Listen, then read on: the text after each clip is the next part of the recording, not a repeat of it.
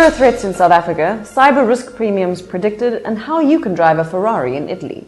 I'm Sarah Bassett, and this is Risk Africa TV.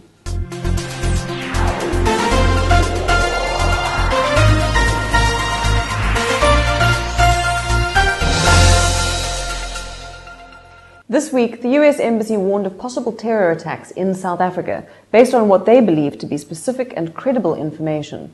The Embassy report specifically points to the possibility that US-based companies operating in South Africa could be at risk. Riccardo Raciti has more. Immediately following the alert from the US Embassy that the country's business interests in South Africa are at risk from extremists, spokesman for South Africa's Ministry of State Security, Brian Dube, responded, saying that no imminent danger had in fact been uncovered. The contradictory information from both camps has resulted in divided opinion on which to believe. But whether the threat is valid or not, international travelers may see their insurance affected, as recent examples in locations such as Thailand suggest. Even before the Bangkok attack, the UK Foreign Office warned of a high threat of terrorism in 4 of the country's provinces, and tourists deciding to visit these areas despite their advice were warned that they could find their travel insurance invalidated.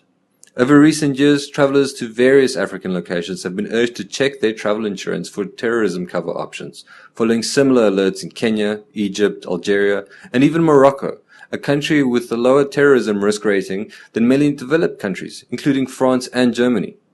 For Risk Africa TV, this is Riccardo Raciti. A new report from Allianz Global Specialty and Corporate on managing cyber risk has examined the latest trends in cyber risk and emerging perils around the globe. Among other findings, the report forecasts that cyber insurance premiums will grow globally from $2 billion per annum to more than $20 billion over the next decade. Allianz this week made a prediction that global cyber insurance premiums would see a compound annual growth rate of 20% over the next 10 years, turning $2 billion into $20 billion. Said growth, according to Allianz, can be attributed to legislative developments such as the African Union's Convention on Cyber Security and Personal Data Protection, as well as increasing levels of liability. In South Africa, the Protection of Personal Information Act has stimulated innovation in cyber cover, and Allianz notes that Nigeria and Kenya are now also looking at new laws. Allianz adds that within the next 5 to 10 years, business interruption will be seen as a key risk and a major element of the cyber insurance landscape. This is Dominic Ace for Risk Africa TV. Ever perched your bum behind the wheel of one of these babies? Ever experienced the fine cuisine and spectacular landscapes of Italy? If these are on your bucket list, I suggest you enter our latest competition. Thanks to Emperor Asset Management, Risk Africa Magazine, and Pablo Clark Racing, one lucky winner will be flown to Italy for the experience of a lifetime. The winner will get to visit the Italian towns of Modena, Bologna, and home of the Ferrari Formula One team, Maranello. Here, the winner will get to sit behind the wheel of a Ferrari California. Closing date for entries is 30 November, so get entering. Details on our website. I hand you over to Angelique with our weekly events roundup. Next week, the industry can look forward to the IRMSA conference themed Superheroes Risk Management to the Rescue. The conference will be held on the 17th and 18th of September at Gallagher Convention Centre. Speakers on the bill include Advocate Kevin Malunga, who is Deputy Public Prosecutor, Michael Ferrandinos, Chairperson of the IRMSA Risk Intelligence Committee, and Emma Sadler, expert on social media law. Book your seat now. Old hands at the Risk Africa Regatta will remember the spectacular Silver Falcons aerobatic show at the inaugural event in 2013, and who can't forget last year's stiff breeze nearly scappering our plans for fine day sailing. Well, this year we again have a number of firsts.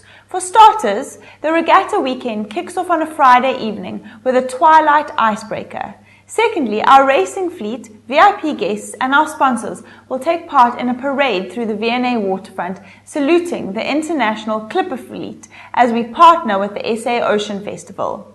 This is of course a good opportunity for friends, family and the thousands of V&A visitors to catch sight of you and your spectacular branded forestay flags as you head out to the start in Table Bay. This is a brilliant opportunity for you and your brand to stand up and be noticed.